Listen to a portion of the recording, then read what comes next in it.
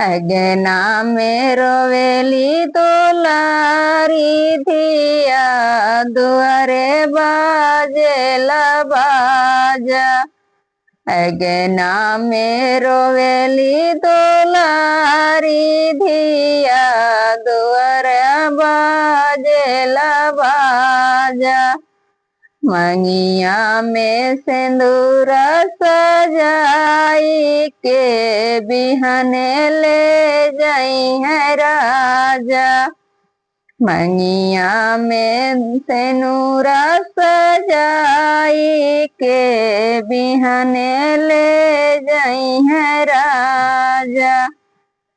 पापा जे रोवेन झरा झर बेटी भैली पराया।